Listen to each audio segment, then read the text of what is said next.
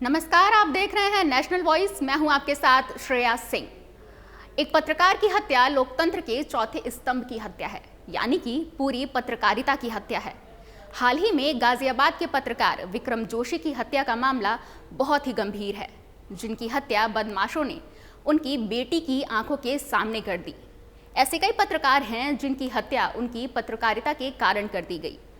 पत्रकारों के खिलाफ बढ़ते अपराधों को देखते हुए एक बड़ा सवाल खड़ा होता है कि अगर लोकतंत्र का चौथा स्तंभ ही सुरक्षित नहीं होगा तो लोकतंत्र कितना सुरक्षित होगा। देखिए हमारी ये रिपोर्ट।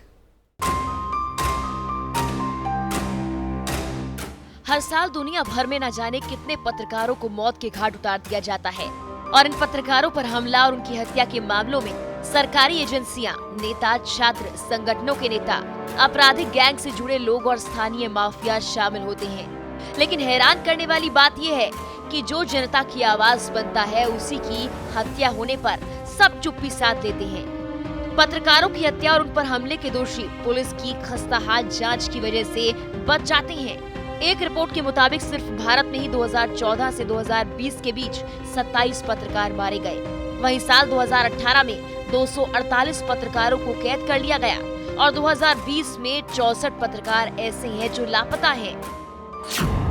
भ्रष्टाचार की भेंट चढ़ता पत्रकार। सबसे ज्यादा उन पत्रकारों की हत्या के मामले सामने आते हैं जो किसी भ्रष्टाचार की स्टोरी पर काम कर रहे होते हैं। 2017 में बेंगलुरु की महिला पत्रकार गौरी लंकेश की हत्या हुई थी।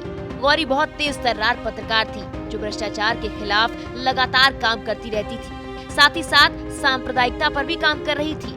उनकी हत्या के करीब 1.5 साल बाद हत्या की गुत्थी सुलझ पाई थी। पत्रकारों की मौत, अपराधी बेखौफ। एक पत्रकार लोकतंत्र की आवाज होकर भी उतना बेखौफ नहीं जितना बेखौफ अपराधी अपराध को खुलेआम अंजाम देकर है।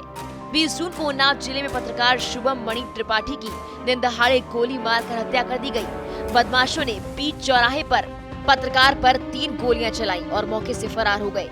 घटना स्थल पर पुलिस पहुंची। शुभम की हालत देखते हुए कानपुर एलर्ट अस्पताल उसे भेजा गया, लेकिन गंभीर रूप से घायल पत्रकार की रास्ते में ही मौत हो गई। कलम उठी तो आवाज बंद कर दी गई। शुभम की मौत का कारण था कि कटरी पीपरखेड़ा क्षेत्र में सरकारी जमीनों पर हो रहे कब्जों और अवैध निर्माणों की शिकायत उन्होंने अधिकारियों से की थी। इसे लेकर उनकी जिले की सूचीबद्ध भूमाफिया और विश्व हिंदू परिषद नेता से रंजिश बढ़ गई थी। यानी कि अब भ्रष्टाचार के खिलाफ आवाज उठाने वाले पत्रकार की आवाज ही बंद कर दी जाएगी। जान की बाजी लगाकर पत्रकार कर रही है पत्रकारिता। पत्रकारिता अब श्रेणीबद्ध हो चुकी है। कुछ पत्रकारों पर हमले हो तो बाकी पत्रकारों को फर्क नहीं पड़ता। इस आत्मघाती प्रवृत्ति से पत्रकारिता का जोखिम भारत में बढ़ता जा रहा है।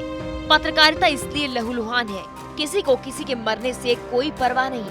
बाहरी हमले जितने हो रहे हैं उससे कहीं ज्यादा पत्रकारिता के तंत्र में सफाया अभियान है। पत्रकारों की हत्या का मामला सिर्फ भारत में नहीं बल्कि पूरे विश्व में ही बढ़ता जा रहा है। कुछ देश ऐसे हैं जहां सबसे ज्यादा पत्रकार मारे गए।